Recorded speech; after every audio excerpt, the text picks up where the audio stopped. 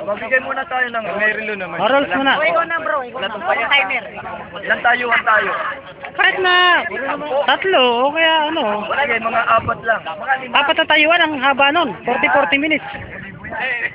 Tatlo lang, tatlo. Tatlo. Tayo ka. Oh, yun. Oo. At ang paliwanagan, 10 minuto. Oo. At ang tanungan, 2 minuto. Di, affirmative ka. Patutunayan mo na may Diyos at ang Quran ay galing sa Diyos. Bro, dito kayo.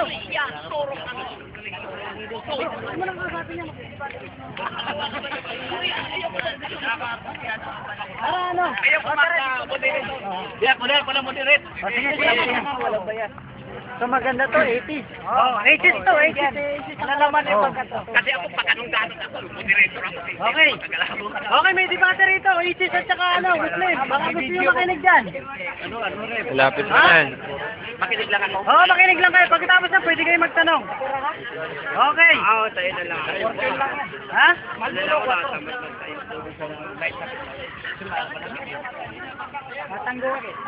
Ano? Sige, bisan mo. Affirmative mo. Okay, sige. أعوذ بالله من الشيطان الرجيم بسم الله الرحمن الرحيم أشهد أن لا إله إلا الله أشهد أن محمدا عبده ورسوله صلى الله عليه وسلم الحمد لله رب العالمين الرحمن الرحيم مالك يوم الدين إياك نعبد وإياك نستعين اهدنا الصراط المستقيم صراط الذين أنعمت عليهم غير المغضوب عليهم ولا الضالين آمين. Okay, game. 10 minuto. Ang tanong. Alhamdulillah. Nandito po tayo ngayon sa Luneta. Ang makakaharap po natin. Ito po yung debate ng walang Diyos at isang Muslim na kung saan patutunayan po natin na mayroon pong Diyos at yung Quran ay galing po sa nag-iisang Diyos na tunay. Wala pong iba kundi si Allah. Okay. Ano po ba ang patunay natin na mayroon pong Diyos? Okay. Sinabi ng Allah subhanahu wa ta'ala, so, bago tayo dumako doon sa mga tinatawag na external evidence, pumunta muna tayo sa internal evidence sa Quran. So nagpakilala ang Allah subhanahu wa ta'ala, sinabi niya, Inni anallahu la ilaha illa ana. Katotohanan, sabi niya, ako si Allah, wala nang ibang Diyos na karapat dapat pagkulan ng pagsamba, maliban lamang sa akin. So, sinabi ng Allah, nagpakilala kaagad siya. Sinabi niya, ako si Allah. Kaya ang pangalan niya, Allah, kaya kami mga Muslim, kami po ay kumikilala sa nag-iisang Diyos na tunay, wala pong iba. Maliban lamang kung di si Allah subhanahu wa ta'ala. Kaya ito po yung patutunayan ko na mayroon pong Diyos. Unang-una, bakit nagpakilala siya? Kasi bakit may pangalan siyang gusto niyang tawagin siya at doon sa kanya sasambahin. Wala pong iba kundi si Allah. Sunod panahon po natin, paliwanag po muna natin. Mayroon pong tinatawag na three-Semitic language. Mayroon pong three-Semitic language, ibig sabihin po, may tatlong magkakaibang lingwahe na ito yung salita ng mga propeta. Unang-unang lingwahe po rito, unang mga propeta po, ang kanilang salita ay Hebrew.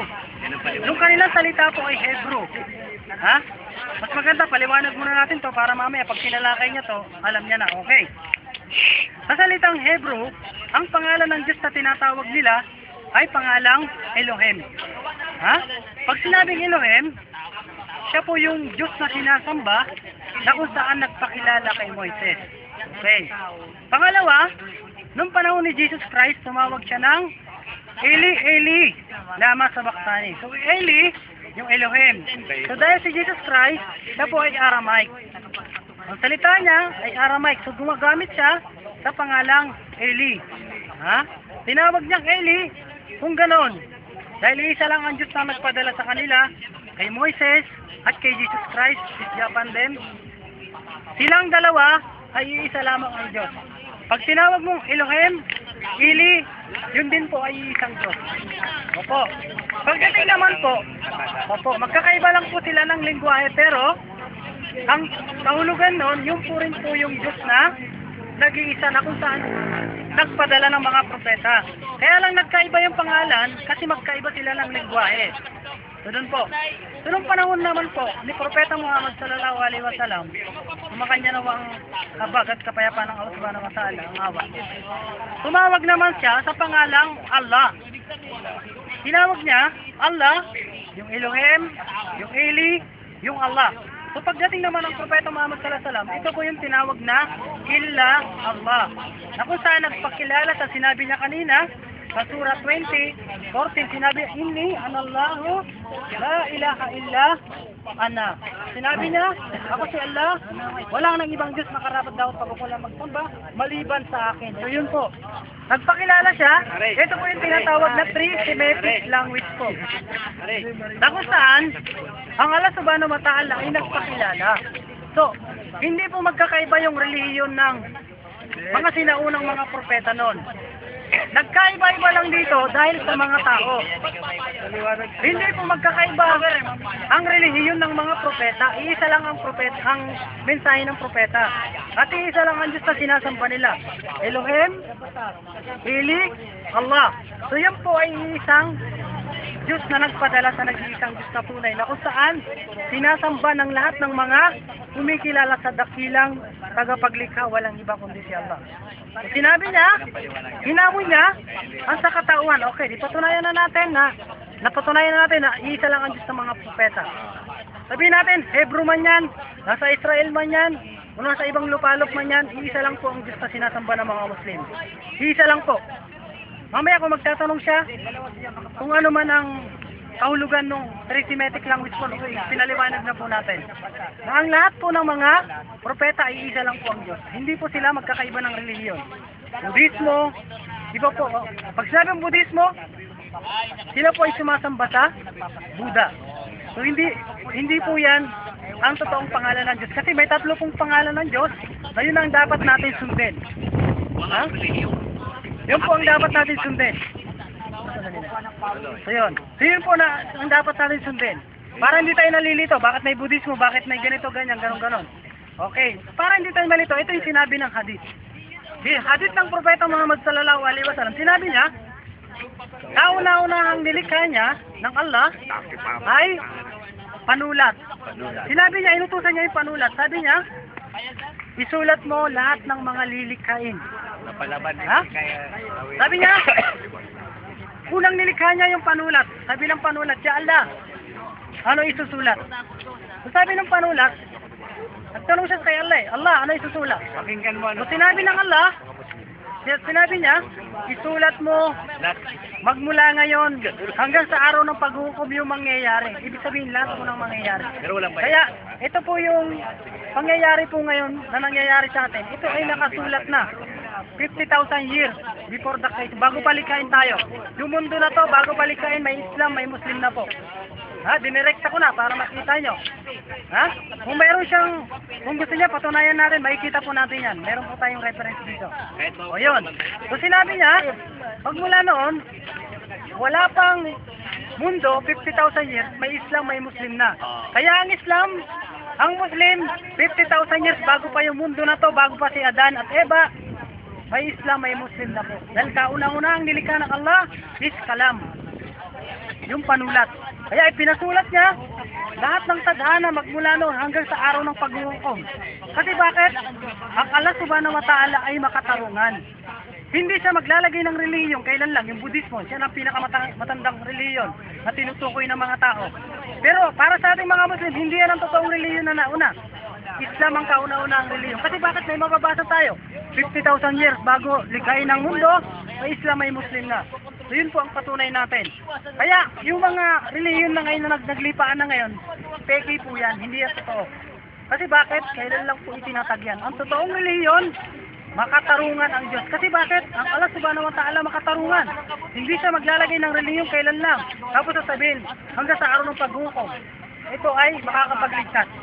Ang Allah, naglagay siya ng relihiyon, wala pang mundo, wala pa siyang nilalang, may Islam, may Muslim na.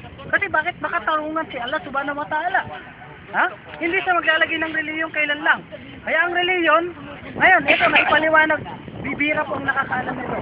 Naipaliwanag ko po na ang Islam at Muslim, nag-exist na po, wala pa pong mundo, nandun na.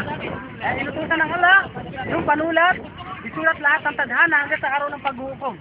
Kaya itong pangyayari ngayon, nagdidebate tayo, ito ay nakasulat na 50,000 years bago likhain ang mundo. So yun po. Ha? At bakit naman ang Quran na sinasabi ng mga tao, ang Quran nyo ay hindi galing sa Diyos yan. Yan ay sinulat lamang ng isang taong tagasunod ni Muhammad. Sinabi nila. Ha? Kung ito ay kata-kata lamang ng isang tao, ilang minuto pa ba, kapatid? Ilang minuto pa? Ha? Ilang minuto? Ilang minuto Layo pa. Magkano ilang Dalawang minuto ba? minuto ba? 10 minutes. 10 minutes, so wala pa. Wala pa? 3 minutes pa. 3 minutes pa, okay. Okay. So, kung ito ang Quran na to, ay hindi galing sa Diyos ito, matutunayan po natin. Ha? Katulad na sinasabi ng mga evolution. Ha? Kasi si Darwin po ang nagpasimula ng ages po. Ha? Si Darwin po, sinabi niya na ito po ay katang-isip lang po ito. Hindi ko po ginawa yan. Kasi bakit? Dito po nagsimula yung ages na yan. Ang pinaka-founder po niyan ay po si Darwin. Darwinist po. Opo. Mamaya, bababasahin po natin dito. Meron po tayong libro niya. At siya mismo ay nagsasabi na ito ay kasalaman. Evolution. Oo. Papatunayan natin yan. So yung Quran, na tinatawag, ito ay hindi galing lamang sa isang tao at kasalaman. Halimbawa, magbigay tayo ng halimbawa na dapat ito ay matibay natin paniniwalaan. Unang-una, yung atom. Ha? Yung atom pa kailan lang ba natagpuan yan? Kailan lang ba na-discover yan? Nakalagay po sa Quran yung atom. Ha? Yan po ay nakalagay na bago pa natuklasan ng mga scientifico. Ha? Kaya yung Quran na to, imposibleng sasabihin ng mga tao na ito ay kasalaman. Paano nalaman nun? Wala pang microscope nun, yung panahon na yon. At sinabi pa sa Quran, yung mga bata kung paano nabubuhay sa loob ng sinapupunan. Aba, wala pang doktor nun. 1,400 years kailan lang nagkaroon ng science, doktor, science. Diba? So, medical science, kailan lang nagkaroon yan. Diba? Halimbawa, katulad yung Big Bang, yung universe na yan, yung mga planeta na yan, nakalagay sa Quran, mayroong sinabi ng Quran, na mayroon palang mga orbits ito, bawat isa, itong mundo na to may mga orbits daw. Yung mga nangyayari na yung mga planeta. Nakalagay sa Quran. Natuklasan ngayon ng mga scientists, nakita nila na mayroong orbits nga kaya hindi nagkakaroon ng may release Kaya hindi sila makakalabas doon. Umiikot lang sila. Sabi, mayroong release. Oo. Kaya hindi sila lumalabas. At kauna-una na nakadiscover daw na bilog ang mundo si Magellan kasi siya nakapaglakbay na sa buong mundo raw na bilog ang mundo. Oo, 15th century yan. Sabi rito sa Quran, nakalagay na bilog ang mundo. Ha? Bilog ang mundo. At alam niya na umiikot doon sa sariling orbit. So, paano natin masasabing hindi galing sa Diyos yan? 1,400 years na ang nakakalipas sa Quran. Ha?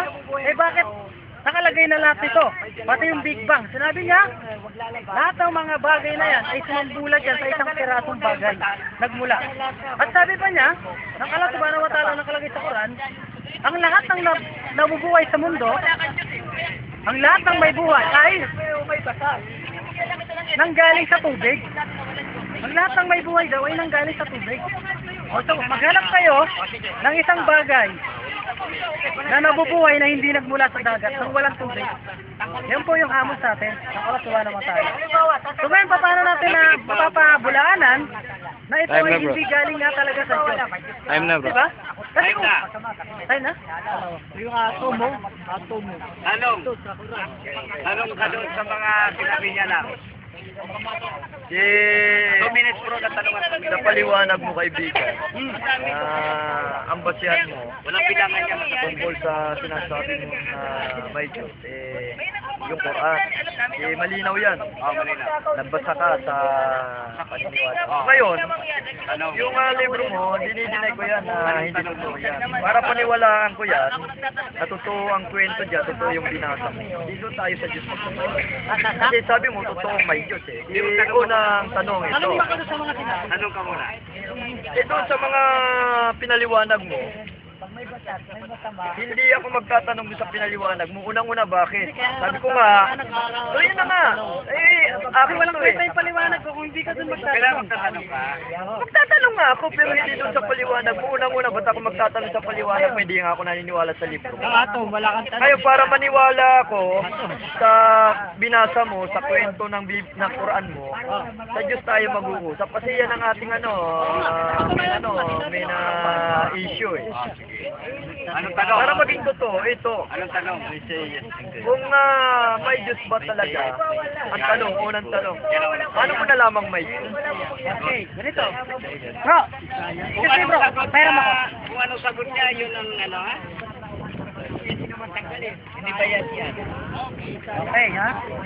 Kung may totoo ba talaga daw yun? Oo. Ito. Sinabi rito, katunayan to na mayroong Diyos. Kasi naghanap ka. Tanong ko ano ba? Okay, ganito ha. Sinabi rito, nakalagay rito, sabi niya, ito yung sinabi ko kanina, sinabi niya, katotohanan. O, sabi niya, katotohanan. Ako si Allah, la ilaha illa ana. Wala nang iba pang Diyos na karapat dapat pag-ukulan ng pagsamba maliban sa akin.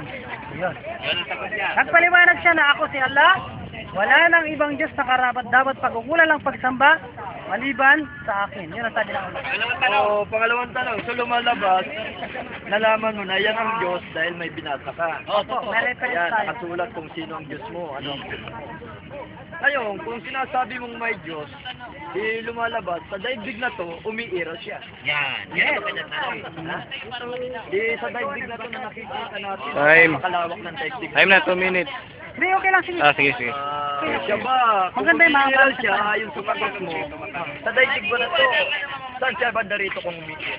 Okay. Yan. Ganun sa Sabi sa Quran, Allah, si Allah ay nandun sa kanyang trono. Doon sa ibabaw ng mga nilikha. Okay. Kung tinatanong mo kung nandito si Allah, yung kaalaman niya, yung katangian niya ay nandito sa akin. Sa amin. Lahat ng mga naniniwala sa kanya. Kahit hindi ka naniniwala, nasa iyo ang kaalaman. Yung kaalaman lang. Yan. Pangatlong tanong. Ang tinatanong ko, hindi yung kaalaman, yung Diyos mismo eh. Yun nga, yung Diyos nga si Allah, nandun sa pit naman, nandun sa ibabaw ng mga nilikha. Pangapat na tanong. Kung ang Diyos mo ay nasa Ibang tanong lang. lugar na kanyang nilikha, yan ba nakita ng tao kung nasaan lugar yan? Okay. Sagot. Hindi nakita. Unang-una, sinabi niya, kaya nalaman ng mga tao dahil sa propeta, sinabi niya, ako ay nandun sa ibabaw ng nilikha niya. Okay. Propeta ang nagsabi doon. Panlimang tanong, kasi 2 minutong tanungan. Dalawang minutes. Sa kwento nyo, ang Diyos ay mayroong pakikipag-ugnayan sa tao noong unang panahon sa mga propeta, may relasyon, may komunikasyon. Sa panahon nyo ba, mayroon ba kayong komunikasyon sa Diyos? May relasyon ba kayo? Katulad ng mga propeta nga naranasan nila doon sa Diyos. Pero, Okay. Kung meron, paano ka makipagrelasyon sa Diyos? okay, ganito. Itong ginagawa namin, inutos ng Allah subhanahu wa ta'ala na iparating sa'yo. Iparating sa lahat ng mga tao. Sinabi ng Quran, ya ayuhan, o sangkatauhan. Sinabi ng Quran. Sabi niya, paliwanag ko muna. Sabi niya, ya ayuhan ladina, o kayong mga naniniwala, sumasampalataya. Sinabi niya, o kayong mga alul kitab. Unang-una, tinawag ka na doon, kasama ka na doon, kasi tao ka. So, sinabi niya, anyayahan mo silang lahat ng mga tao para maniwala dito sa Quran at sumamba kay Allah. Okay, kaya nga sinabi niya, ipinag-utos niya sa mga tao, sa amin, na mga Muslim, na sabihin sa inyo na maniwala tayo rito at mayroon nag-iisang Islam. Okay. Pang-anim na tanong. Kasi 2 minuto to eh. Dalawang minuto yan. Ngayon, ang paliwanag mo, Kahit mga 10 tanong, okay lang. ang paliwanag mo, yung relasyon mo, sinabi mo sa akin. Ito naman pang-anim na tanong. May komunikasyon ka ba sa kanya? Meron. Kung may komunikasyon ka, ito ang tanong ko, paano ka makipagkomunikasyon? Okay, ganito. Ipinag-utos ng Allah subhanahu wa ta'ala na kami ay magdasal ng 5 beses sa loob ng isang araw. So every time na kami ay nagdarasal at umaalala sa Kanya, yun ang relasyon namin sa Kanya. Yung sagot ko, komunikasyon. Ang tanong ko Komunikasyon sa'yo, nga yun. Nakikipagkomunikasyon kami sa Kanya sa pamamagitan ng pagdadasal namin sa Kanya. ang tanong, pangpito, kung kayo ba ay nagdadasal sa kanya, sumasagot ba siya sa inyo? Ano na? Sumasagot ba siya sa inyo? Kaya sabi niya, may nakatsyong kayo. okay, lahat ng panalangin ay dinidinig ko. Yan. Dinidinig niya. Yan, sabi Anong niya. patunay mo na dinidinig niya? At sabi niya, hindi ko man dinigin dito sa mundo, sa kabilang buhay, ibibigay ko yung gusto niya. Ayon sa? Yan. Sa Quran. Sa Quran. Yung sagot mo, nasa Quran lahat. Hindi. Ito na, wala na. Okay na. Alam mo bro, kung yan ang argumento mo at ang sagot mo ay laging nababasa, para ba tayong nagbabasa rin ng isang libro na gagamit tayo ng sinasabing basihan? Alam mo bro, kung pag-aaralan natin, sabi natin, yung Allah, o sa ibang paniniwala, sa mga Kristiyano, tawag nila sa Diyos nila, Yahweh, sa inyo, Allah. Sa kabuuan, ang tawag diyan sa mga Para maliwanag. Oo nga. Dito ka dito. ang tawag diyan sa mga ganyang Yan, okay na yan. kapangyarihan. Ang tawag diyan titulo ng isang makapangyarihan. Halimbawa, dito tayo sa lupa mag-usap. Sa bawat bansa, may tinatawag na pinakamataas na leader. Ang tawag dyan, presidente. Ang presidente, ang tawag dyan, titulo. Pero para ma-identify kung sino ang presidente ng bawat bansa, mayroon siyang personal identity. Halimbawa, sa Pilipinas, sino ang presidente ng Pilipinas? Natural, babanggitin natin si Noynoy Aquino. Sino ang presidente ng Amerika? Natural, babanggitin si Barack Obama. Yan ang mga identity ng isang taong makapangyarihan sa isang bansa. At ang kapangyarihan nila, ang tawag dyan, presidente. Yan ay mga titulo. Ganon din sa daigdig na to, na tinatawag natin na ang creator daw ng mundo ay tinatawag yung Diyos. Sa inyo, tawag Allah. Sa mga Kristiyano, ay tinatawag nilang Yahweh. Sa mga Hindu, tinatawag nilang Brahma yan. Hindi, sa bawat bansa pala, may mga ganitong pagkakakilanlan sa isang makapangyarihan. So pagdating dito sa mundong ito, na sinasabi mo na ang tunay lang na Diyos na may likha ng daigdig ay si Allah lang. Para sa amin bro, na hindi naniniwala sa inyong paniniwala, paano nyo patutunayan sa amin na totoo yan? Dito mismo sa usapin ng paniniwala nyo sa Diyos na to maraming kumukontra sa inyo. Pangalawa, sinasabi mo kanina na ang history ng daigdig na to, ang kauna-unahang tao lahat sa mundo mula pa kay Eva at Adan, ayon sa kwento nyo ay Muslim na. Aba, kung mag-aral tayo ng tinatawag natin na social science pag pinag-aralan natin ng world history, the history of civilization, ang tao, wala pang pagkakilala. Kung papasok tayo, darating tayo sa unang tinatawag natin ng mga panahon ng Paleolithic period, panahon ng Stone Age time. Dito pa lang identity ang mga tao, tinatawag lang. Sa daigdig na ito, we are belong to the animal kingdom. Ito lang pagkakilala sa atin, puro hayop. Ngayon, nagkaroon lang ng identity, ng pagkakakilanlan, ang tao, ang uri, ang mga hayop, nung ang tao magkaroon na ng pag-ulan ng pag-iisip, nung magkaroon ng tao ng maunlad na kaalaman, nung ang tao umunlad na ang kanyang talino. Kaya dahil sa pagtalino ng tao, ito ang kanyang naging batayan. Ang batayan niya, sa magitan din ng kagamitan. At ito ang patunay ng pag-unlad ng kaalaman ng tao. Kung pag-aaralan natin, mula sa kagamitan bato, naging tanso, naging bakal, ngayon sa ating panahon, sa modernong panahon, teknolohiya na. Pero kung babalik tayo sa tinatawag natin na prehistoric time, ang tao nung tumalino, nakagawan ng kagamitan, nakagawa ng transportasyon, nakagawa ng komunikasyon, umunlad na ang science, nakagawa ng lahat na nakikita natin sa paligid. Ito ngayon ang malaking tanong ng tao. Nakita nila ang daigdig. Nakakagawa tayo ng kagamitan. Pero ang daigdig na to, sino kaya makakagawa nitong tao? Dito nagkaroon ng konsepto ang tao. Dito nagkaroon ng conclusion ng tao na mayroong makapangyarihan na gumawa nito. Ang tawag natin dyan sa Diyos, mito. Mitolohiya ng tao. Pero pag nag-usap tayo ng mito, ang kauna-una nagkaroon ng mito sa daigdig na to, panahon ng Sumerian Empire, na sinabi nila mayroong makapangyarihan na gumawa ng daigdig na to. Lumalabas sa usapin ng mga mito sa tungkol sa daigdig na to, ang original pala na magsasabi ng katotohanan tungkol sa Diyos na lumikha ng daigdig, eh mga Sumerian. Nilalabas silang totoo.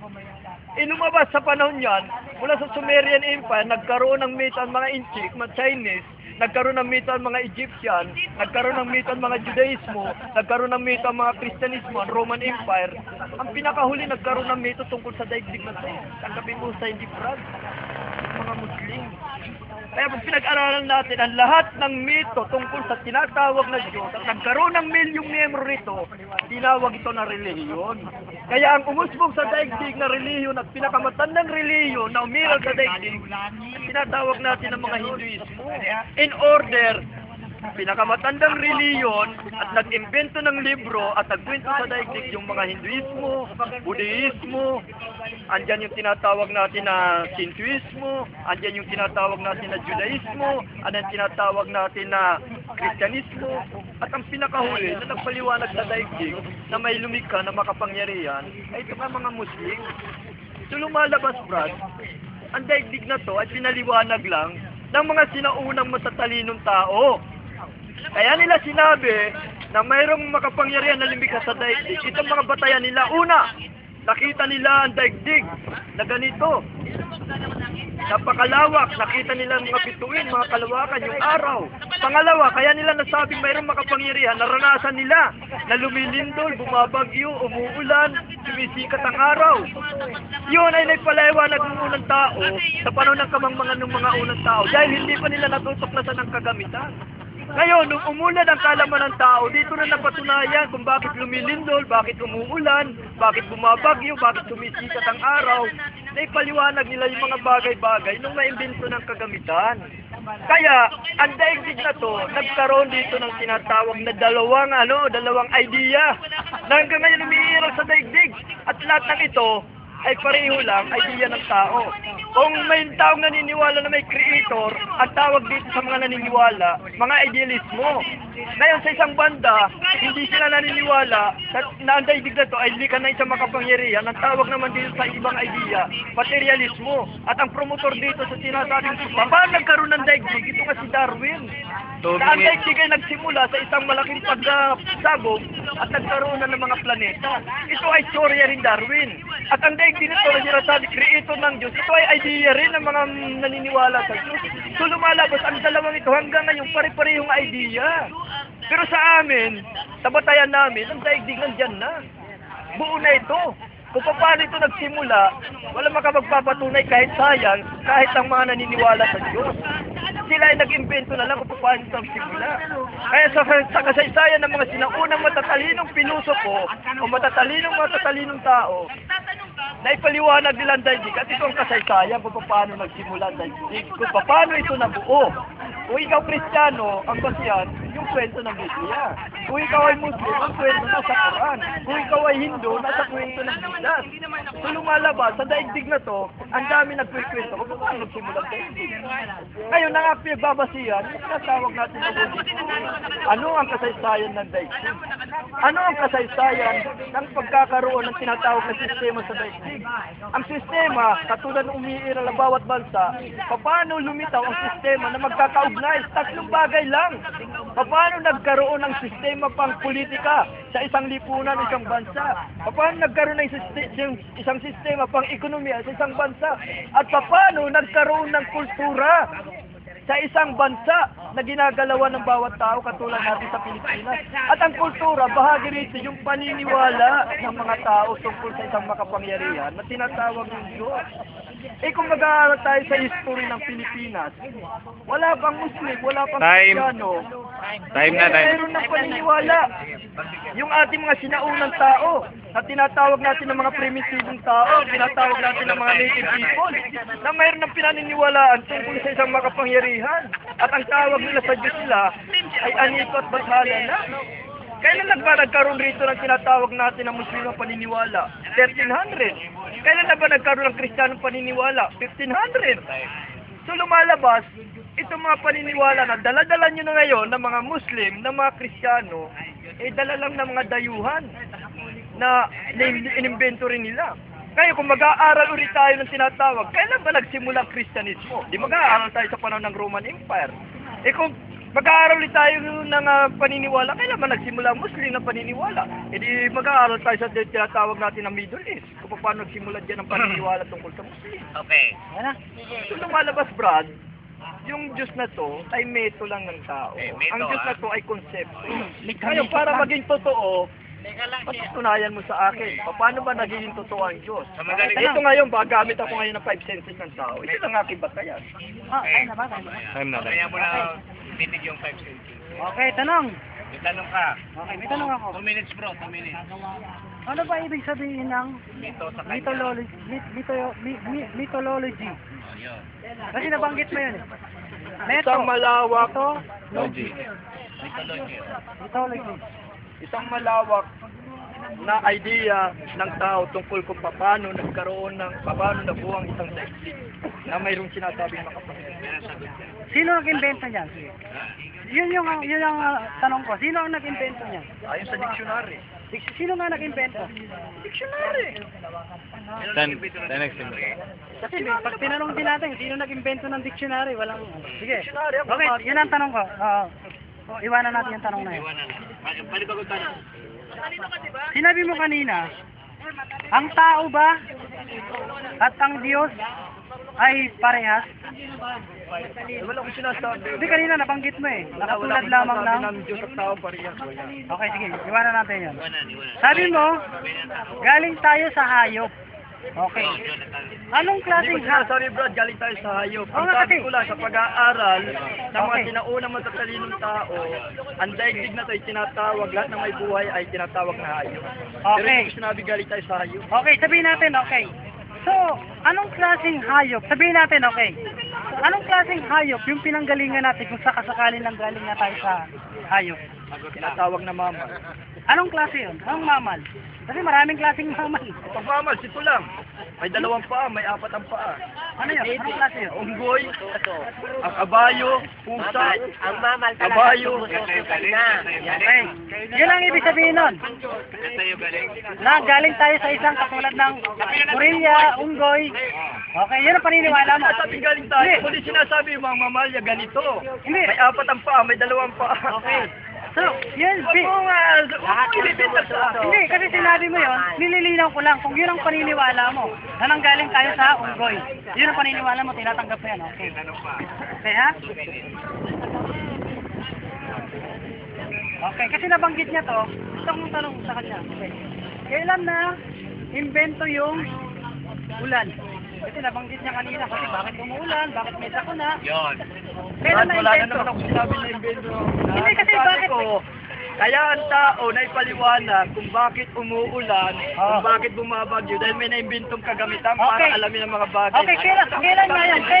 Kailan na-invento yung kagamitan na yun? Para malaman na kung bakit umuulan. O naimbento ang kagamitan. Yung century pa lang, naimbento ang kagamitan. 12th century. Na-invento na yung kagamitan ng Tabunan. Katulad ng tinatawag natin. pagulan. Pagulan. Ay, wala akong sinasabi po. Hindi nga, kasi nabanggit mo kanina yan. Ang sabi ko- Gusto kong linawin lang sa'yo. Brad, ang Nilinaw sabi ko lang. kanina, di mo pinakikita ang paliwanag ko. Ang tao, yung mga pinagtatakhan nila noon kung bakit umuulan, kung bakit bumabagyo. Kaya nasabi ng tao na mayroong makapangyarihan o Diyos dahil sa mga bagay na nararanasan din nila. Pero nung maimbentong kagamitan, napatunayan nila at nalaman nila kung bakit umuulan, bakit lumilindol, bakit bumabagyo. Natuklasan nila kung bakit nagaganap ito. Kailan yung, kailan na, Kailan ano yun? na-invento? Century na imbento ng mga O sige, kagamitan sabihin natin nila. 12th century, okay. Kasi gusto ko lang linawin yun. 12th century pala. Okay. 1870. Yung mga Tibet and Russian na Ito na yung tinatawag natin na telescope. scientist. Okay, 12th century. Galileo, nasa Anong pa bro? Okay, kailan na-invento yung daigdig at mga planeta? Kasi na, kailan na-invento? Kaya hindi na-invento ang daigdig. O kailan nalaman? Okay, kailan... Nalaman Oo. ang daigdig kung paano Dahil ikaw ang kadibati ko, 13th century. Okay, 13th century. Dahil dyan nabuhay yung libro niyo. Sabihin, okay, dahil dyan, okay. Dahil dyan nabuhay yung libro niyo. Kaya kayo nakapagpaliwanag ng daigdig. Okay, ganito. Yung tanong ko, sa pagkakaalam mo, kasi nabanggit mo to ano ang ibig sabihin ng bathala? Bathala. Yes. Sa usapin ng ninuno natin, Diyos nila. Sino yun? Ano ibig sabihin niya ng bathala? Sa makapangyarihan Ano? na lumikha ng daigdig, ang tawag nila bathala, ng mga ninuno natin. Yung mga ninunood natin noon. Yung wala pang di pa tinatawag Eh ito. kung tatanungin mo yung mga Bombay, tawag nila hindi bathala, Brahma. Brava, Eh ngayon, dahil ikaw kadibati mo, Allah. Kung mga Kristiyano kadibati mo, si Yahweh. Eh yung mga ninunong tinatanong mo ninuno natin, bathala. Yan. Okay na. Marami na akong tanong Ilan na yun? Dito, Sobra na yun. Sobra na. Sobra na yun. Okay. Eto, sabi niya, okay, ganito, no? Okay, science tayo kasi ang pinag-uusapan natin, kanina hindi niya nasagot masyado yung sa patungkol sa pag-uulan. Sinabi niya, gusto ko lang ilawin to. Sinabi niya, 12th century, saka lang nalaman na kung paano, bakit umuulan. Doon na-invento yung mga kagamitan. So ito, 11th century, yung Quran nabuo ito sa panahon ng 7th century, nalaman na kung bakit umuulan. Andito na po sa Quran, basahin natin. Bro, gusto mo basahin natin? Basa. Gusto ko. Okay, ha? Ito, nakalagay dito, kasi English to, mas maganda dyan. Anong sura? Sa Surah 24:43. Oo. Tapos sa 23 hanggang 43. Oo. 24:43. Pakibasa mo. 24:43 ng Surah An-Nur. Hindi ba ganinyo na mamasdan na si Allah ang nagpapausad sa mga ulap ng malumanay? Siya nagpapagalaw. Ako babasa bro, sabi rito, hindi ba ganinyo namamasdan na si Allah ang nagpapausad ng mga ulap ng malumanay at pinagsama-sama ang mga ito at ginawa niya ito na isang bunton, na isang at iyong mamamasdan na ang ulan ay namamalisbis mula sa loob nito at kanyang ipinanaog mula sa kaulapan na katulad sa laki, na magkakatulad sa laki ng mga bundok. Ang ulan at ang binubuhos nito niya, ito ay sino mang kanyang maibigan at naglalayo, nagtataboy o sumasawata nito sa sino mang kanyang naisin. Ang nakasisilaw na liwanag ng kidlat nito ay halos makabubulag ng paningin. Kaya pati kidlat nabanggit dito, hindi lang yung ulan. Dahil yung kidlat doon na daw nagmumula sa ulan, yung mga kung saan nabubuong katulad ng mga bundok. Bakit umuulan? 11th century, nabanggit na rito bakit umuulan. Wala pa yung mga na-inventong mga kagamitan, nandito na sa Quran. 7. Nakalagay na sa Quran. So, pagdating ng 12th century, saka lang na-invento. Ito, 7th century. Hindi ba kung hindi galing sa Diyos ito, paano malalaman ito kung bakit umuulan? Di ba? Paano kumikidlat? Nakalagay rito Paano nagkakaroon ng ulan? Nakikita niya na kung saan nagkakaroon ng malaking bundok at nagyayelo sa taas. Yun ang bumubuhos ng ulan na. So ito. Ito pa. Pakibasa mo bro yung ano. Sa 21:30 hanggang 33. Pakibasa mo. 21. Basa mo bro. Magsimula sa Yan. 30 hanggang 33. okay, ikaw brother apa po ma? Hindi scientific Hindi baga na pagmamalat ng mga hindi sumasampalataya na ang kalangitan at kalupaan ay magkadikit noon bilang magkabuklod na piraso at saka namin pinaghiwalay yaon at nilikha namin mula sa tubig ang lahat ng nabubuhay na bagay. Hindi bagat sila mananampalataya. At inilagay namin sa kalupaan ang matatag na kabundukan. Nakita mo, pati bundok.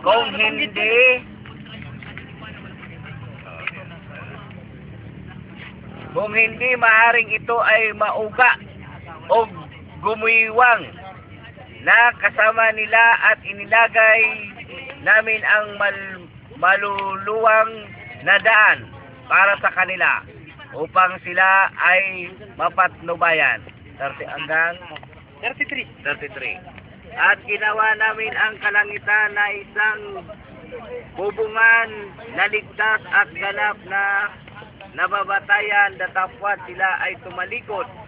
Alalaong baga, ayaw umunawa sa mga tanda tulad ng araw, buwan, hangin, ulap nito.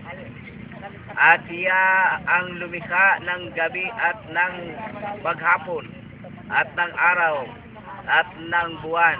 Ang bawat isa ay nasa orbito pag May orbit na. Nabanggit na yung orbit yan. lumulutang. Lumulutang, nakita niyo ha? Hanggang 33. Kailan lang, sabi niya kanina, 13th century. 11. Sabi niya, 13th century, saka lang na tuklasan ngayon yung kagamitan para makita yung mga planeta at itong mundo na to. 7th century, nakalagay na po sa Quran na mayroong mga orbit po ang bawat planeta. Paano po yan? Masasabi natin na hindi galing sa Diyos yan. Kailan lang natagpuan yan?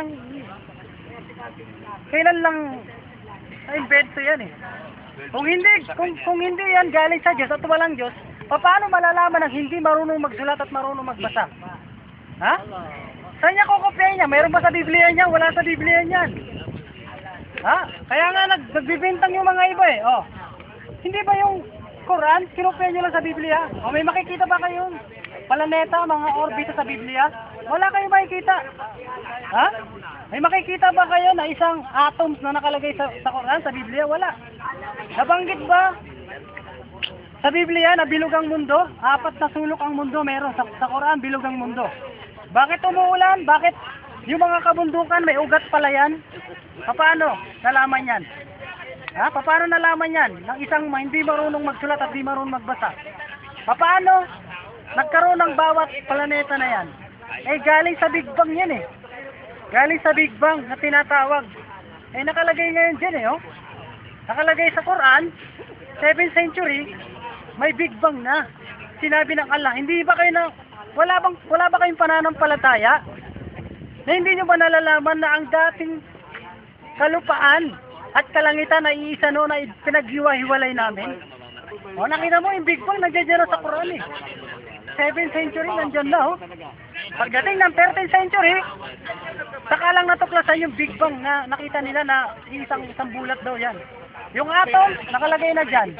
Yung pinakamaliit na bagay na hindi kayang makita ng mata. Oh, eto pa, nakalagay rito. Ha? Eto pa. Kailan natuklasan ngayon yung mga doktor? Kailan nagkaroon ng doktor? Ha? Paano nalaman na yung utak natin? Ha? Eto, nakalagay na sa Quran, no? Bago pa yung magkaroon ng doktor, yung utak, napapag-aralan na, nakalagay na sa Quran. Ha? Wala pang doktor noon. Oh. Diba? Halimbawa, eto, yung bata, paano tayo binubuo sa sinapupunan? At paano nalaman ng Quran na meron palang 3 barrier sa loob ng tiyan? Ha? Oo, 3 yugto. Kung saan ibig sabihin, meron 3 kadiliman sa loob ng tiyan. Paano nalaman niya nung unang panahon na yun? Wala pang science nun. Wala pang tinatawag na medical science nun. Diba? Pakibasa mo, bro. Basahin mo. Para bang sabihin nila, gawa-gawa lang natin yan. Oh, nakalagay sa 23, 12, 14 sa Surah. Surah 23, 12, 14. Oh. Nakita nyo, oh, pati yung dito, oh, sa loob na sinapupuno ng inay, ng nanay natin, paano nalaman yan? 23, 12 hanggang 14. Ngayon, yan ang hamon sa inyo ng kalatuban na mataala. Ito ha, Oo. 23. Oo.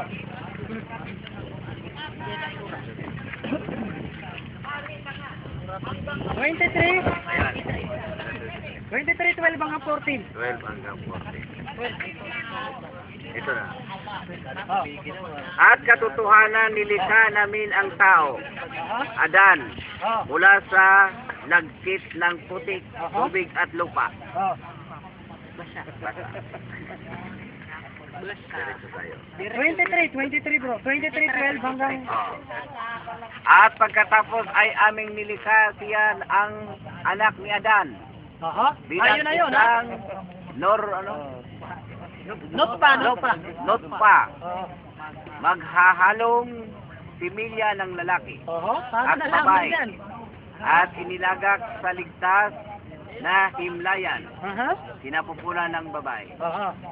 At pagkatapos ay ginawa namin ang nokta na isang kimpal, isang makapal na piraso ng namumuong dugo.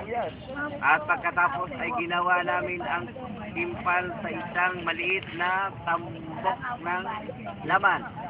At pagkatapos ay ginawa namin mula sa tambok ng laman ang mga buto.